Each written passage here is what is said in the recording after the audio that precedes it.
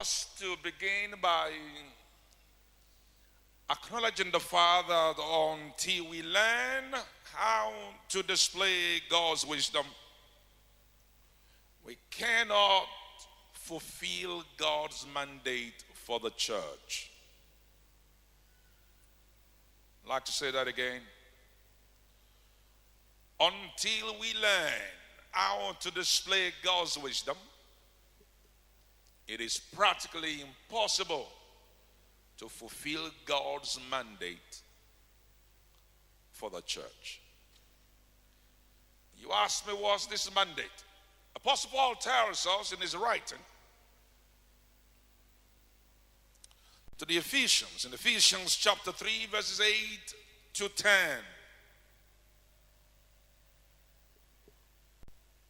Ephesians 3, verses 8 to 10.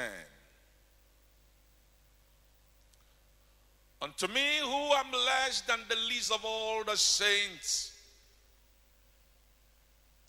is this grace given that I shall preach among the Gentiles the unsearchable riches of Christ, and to make all men see what is the fellowship of the mystery, which from the beginning of the world hath been hid in God, who created all things by Jesus Christ. To the intent, for this purpose, for this reason, that's the word there, to the intent that now, what time? What time? To the intent that now unto the principalities and powers in heavenly places might be known by the church the manifold wisdom of God. I believe it's part of the expectation of God that the way believers will handle things, the way they will conduct their life, conduct their marriages, conduct their businesses, the principalities and the powers will be peeping from the heavens to see how they are doing it. That's the idea. God's mandate for the church, or at least one of the mandates of God for the church, is for us to be able to teach the principalities and the powers, the wisdom of God that is many-sided. So until we learn to appreciate and display the wisdom of God, this aspect of the mandate cannot see the light of day.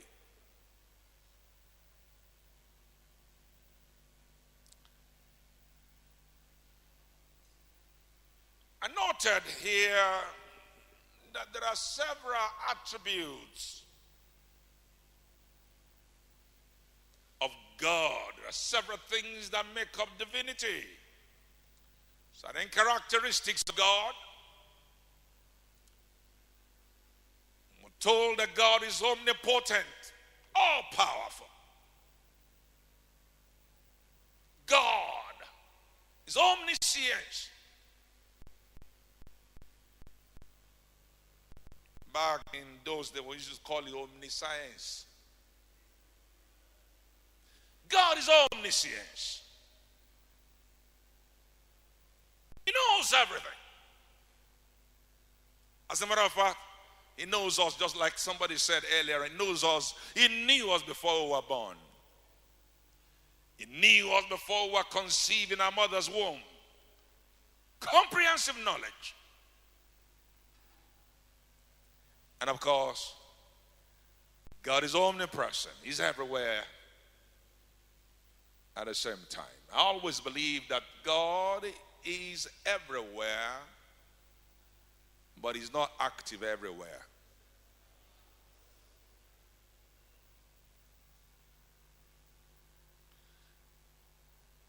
This is my take.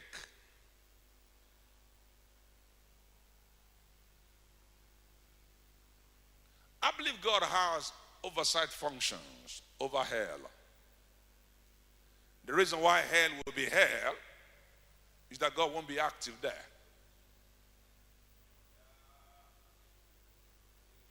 God is everywhere. Everywhere. emphasis. My emphasis is this: despite all of his omni characteristics, the omnipotence, the omniscience, the omnipresent, despite all of these, that was not what was emphasized when God created the earth. God didn't create the earth by use of sheer force. For those of us who believe might is right, I guess we'll have something to learn from God. He didn't create it. He's all powerful. He's almighty. But he didn't create the world necessarily through his mind. The Bible tells us that God created the world through his wisdom. For me, that puts the subject of wisdom on the front burner.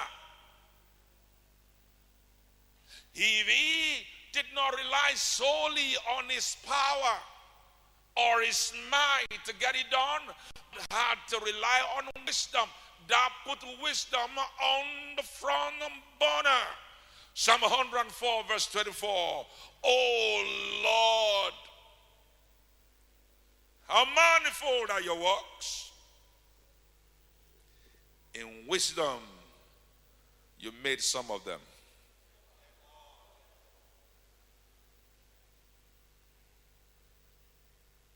In wisdom, you made many of them. In wisdom, you made them all.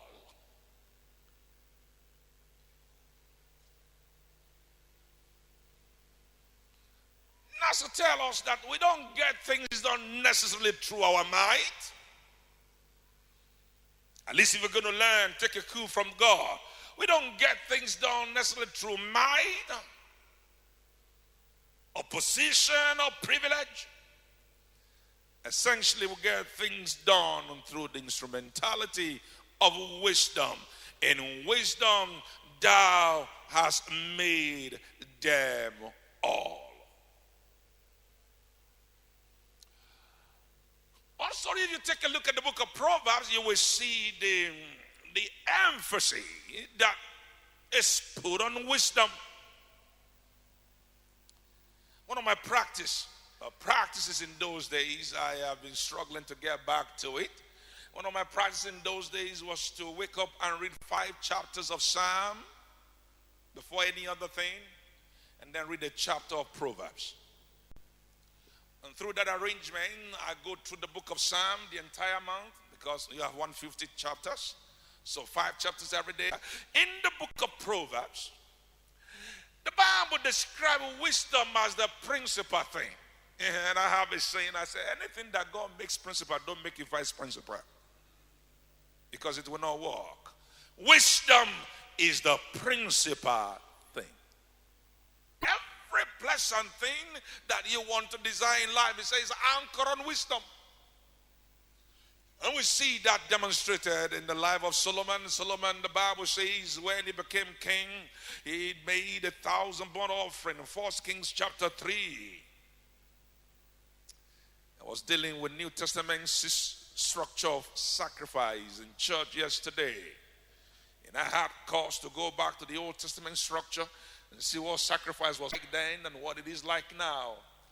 And Solomon made 1,000 burnt offerings to the Lord, and then the Bible says in the night God showed up.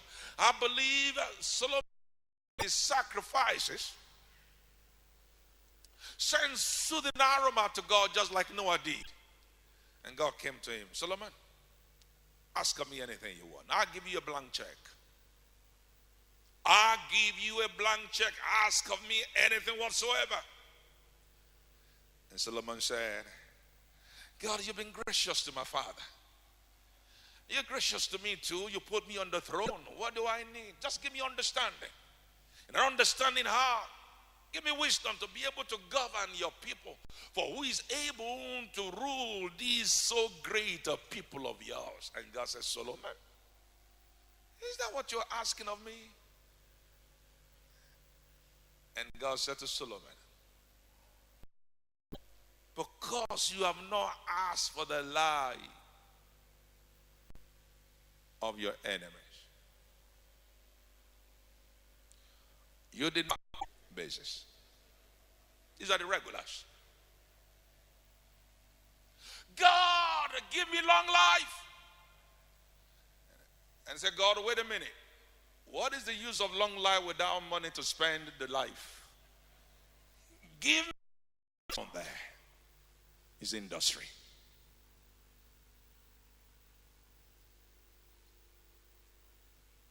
We are introduced to the diligent nature of God. We are introduced to a walking God